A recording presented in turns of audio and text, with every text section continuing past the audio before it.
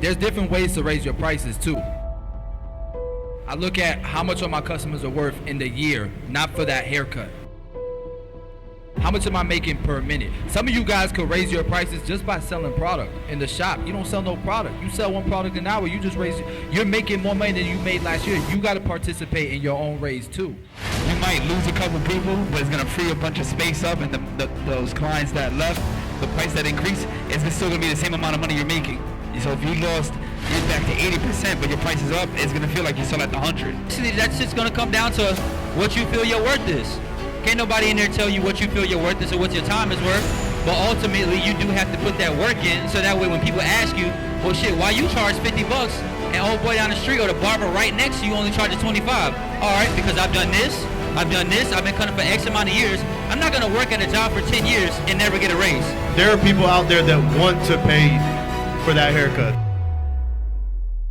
They want to pay for that quality service. So if you're doing all the right things and it's time to increase your price, don't be afraid to do that. What I learned once I did raise my prices, I just got busier.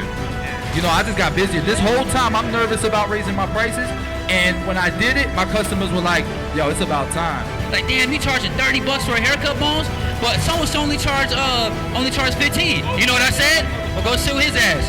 When my clients told me, they was like, bro, I'm not paying that money. I said, bro, you know what's the beautiful thing about this barbershop? It's 11 barbers in here. There's 10 other people you can go get a haircut with. And everything said you want your beard done, an extra 5. You want some shear work, an extra 5. I'm not gonna compromise my time, I'm not gonna compromise my product and who I am, my value to satisfy nobody. I know what I'm worth, so I'm gonna charge it. I do these classes, I travel, I teach classes, I'm taking classes. I'm not about to get paid the same amount of money a nigga that just got out of school. Because you're investing into education. Yeah, that's crazy. You're actually giving space for people that will pay that money to come see you. Now, granted, you have to provide a good product too. You can't be telling people that these haircuts are good and you suck. But still, you sell that perception of, look, my haircuts are better than everybody in here. And you do that with your prices.